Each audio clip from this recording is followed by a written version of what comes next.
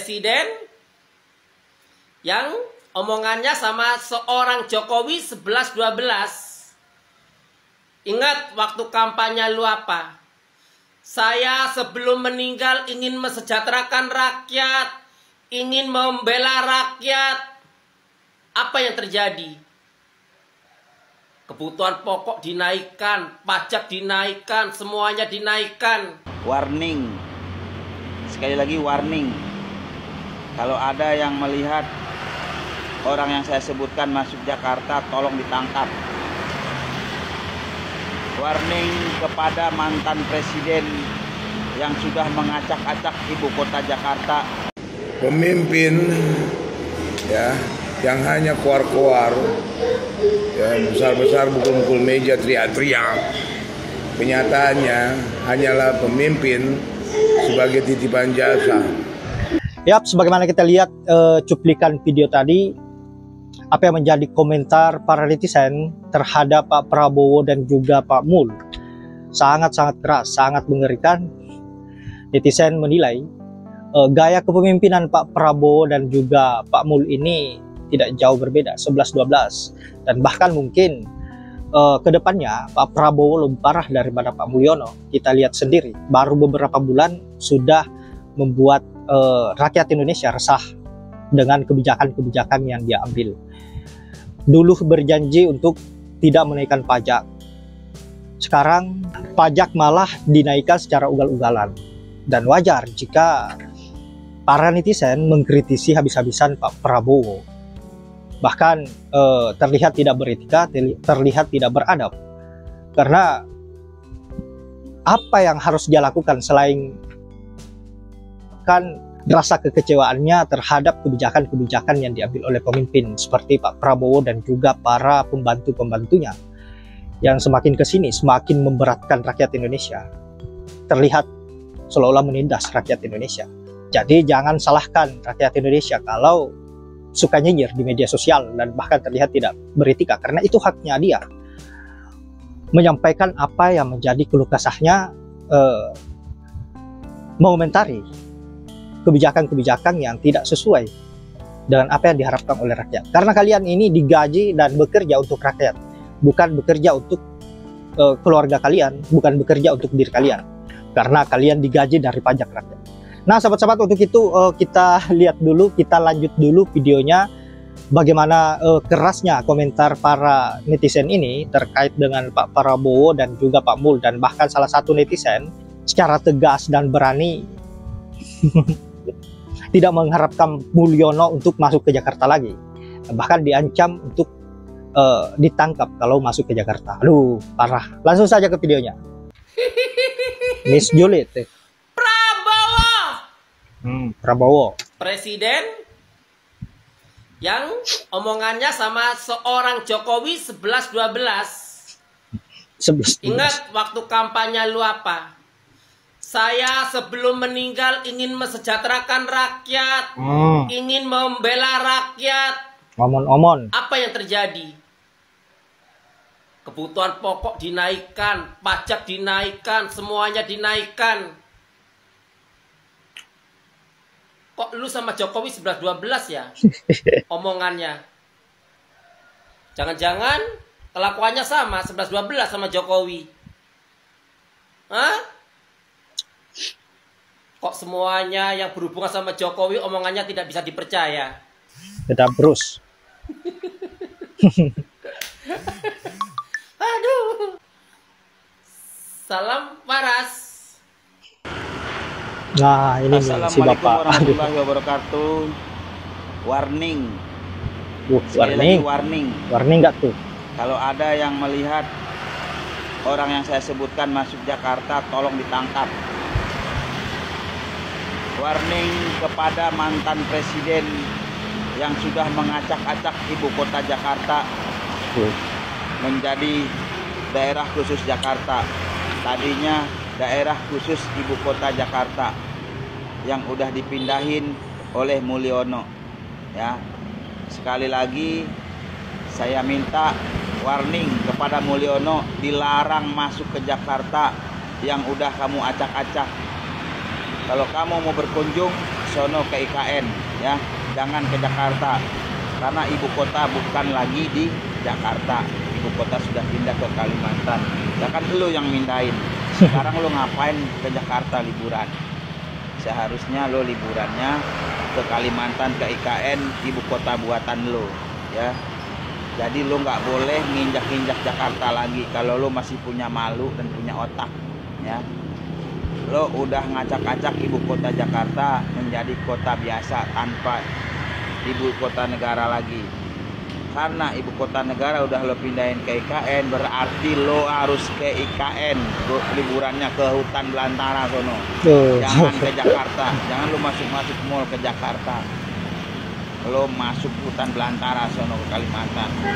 Jangan lo masuk-masuk ke mall Jakarta, karena Jakarta sudah lo acak-acak. Sudah lo porak-porandain, Jakarta bukan lagi ibu kota. Jadi buat lo Mulyono bin Jokowi ya, lo nggak usah main-main ke Jakarta lagi kalau mau liburan.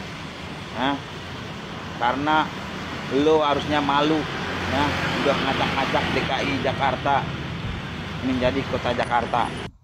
Pemimpin ya yang hanya keluar-keluar ya, besar-besar pukul-pukul meja, teriak-teriak. Kenyataannya hanyalah pemimpin sebagai titipan jasa, tak penting lah. Jadi kalau kabinet merah putih katanya untuk bersih-bersih, katanya untuk kesejahteraan rakyat, katanya untuk kedaulatan negara, mana ada ya.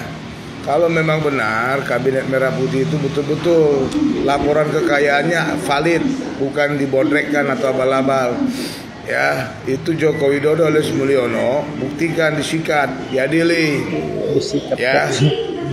Jangan gara-gara titipan bintang ya, titipan bintang ya, sebagai pemimpin keok. Ini negara yang dipimpin bos, bukan rumah tangga. Kalau rumah tangga bolehlah, sadar ya. Makan gratis, kenaikan gaji guru, apakah ini efeknya? Pak, ya pajak, kenaikan pajak 12% itu memang hanya untuk kelas elit. Taruhlah misalnya barang-barang elit, katakanlah motor misalnya. Perusahaan yang pembuat motor itu dipajaki 12%. Pajak yang naik artinya penjualan motor harus juga dinaikkan. Yang beli siapa? Tetap rakyat, Pak. Bila rakyat tidak mampu membeli motor misalnya, otomatis konsumen motor tergerus, produksi motor berkurang, perusahaan terancam bangkrut. Apa yang terjadi? Reshuffle. Ya, banyak yang dirumahkan. Itu efek dari pajak yang naik tuh. Baca deh berita ini, lalu bandingkan dengan berita Vietnam. ini. Ternyata kebijakan Vietnam mengurangi pajak 2%. Itu berimbas baik kepada ekonomi mereka. Sedangkan di Indonesia, agar supaya target ekonomi 8% Prabowo tercapai, negara membutuhkan anggaran sebanyak 13.500 sekian triliun. Dari dua berita ini, kalian tahu kan di mana letak perbedaannya? Vietnam yang terkesan mengurangi beban pajak dari rakyatnya. Sedangkan pemerintah di Indonesia itu membebankan kebutuhan demi untuk mencapai target ekonomi kepada rakyatnya. Saya tahu dan saya paham, setiap negara itu memiliki krisis versi mereka masing-masing. Dan setiap pemerintah itu juga membuat kebijakan menyesuaikan kebutuhan negara mereka masing-masing. Tapi kalau kita melihat kebijakan yang dibuat oleh pemerintahan Indonesia, kebijakan itu jatuhnya bukan bijak, bos, tapi malah kocak, gitu loh. Ya contohnya ini, ketika ekonomi rakyat Indonesia itu sedang tidak baik-baik saja, pemerintah malah maksa menaikkan PPN ke angka 12%. Tapi ketika pemerintah dikritik oleh publik, dalih pemerintah apa? Mereka berdalih, pemerintah sudah memberikan insentif pajak yang banyak kepada masyarakat Indonesia.